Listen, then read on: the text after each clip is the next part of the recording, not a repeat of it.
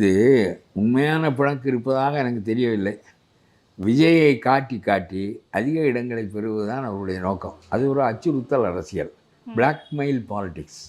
அந்த பிளாக்மெயில் பாலிடிக்ஸை இதுவரையிலும் செய்வதற்கு காங்கிரஸுக்கு வாய்ப்பு வரவில்லை. எப்பொழுதும் மூன்றாவது ஒரு மனிதன் இருந்தால்தான் அவனிடம் போய்விடுவேன். இந்த நம்ம கிராமத்து பெண்களெல்லாம் சொல்வார்கள், என்ன அந்த ஊரில் கேட்டார்கள், இந்த ஊரில் கேட்டார்கள், பண்ணையார் வீட்டில் கூட கேட்டார்கள், ஆனாலும் நான் உங்களுக்கு தான் அன்று அப்படி பேசுவது போல காங்கிரஸ்.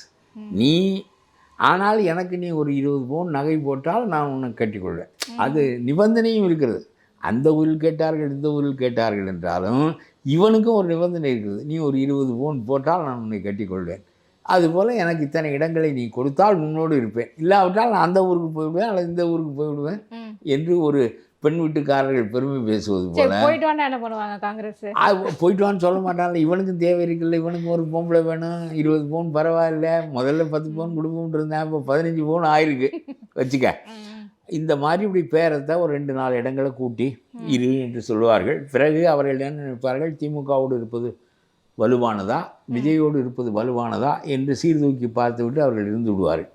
ஆனால் காங்கிரஸ் இப்பொழுது என்ன நிலைமை என்றால், ஒருவேளை இதுவரையிலும் ஒவ்வொரு கட்சிக்கும் விஜய் வந்திருப்பது ஒரு வசதி, பேரம் பேசுவதற்கு.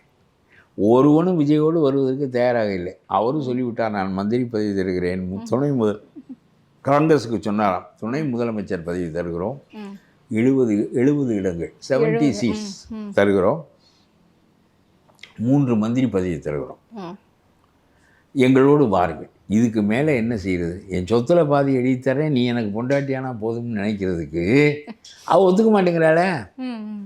ஆனால் அவள் என்ன நினைக்கிறான்னா, நீ இது தருவதெல்லாம் ஆட்சிக்கு போனால் தானே, நீ ஆட்சியில் வந்தால் தானே எனக்கு துணை மந்திரி பதவி, 3 மந்திரி பதவி, 70 இடங்கள்.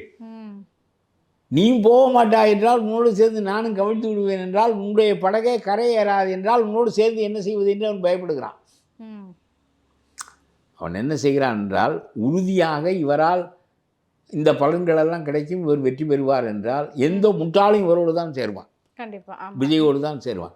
ஏன் இன்னமும் அங்கே அவன் 20-22 இடங்களுக்கு மேல் நகரவில்லை, ஆனாலும் அங்கேயே பேரம் பேசி கொண்டிருப்பதற்கு மிகப்பெரிய காரணம், அது வெற்றி பெற்ற கூட்டணி, வெற்றி பெறுவதற்கான வாய்ப்பு இருப்பதாக சொல்லுகின்ற ஆளுங்கட்சி கூட்டணி.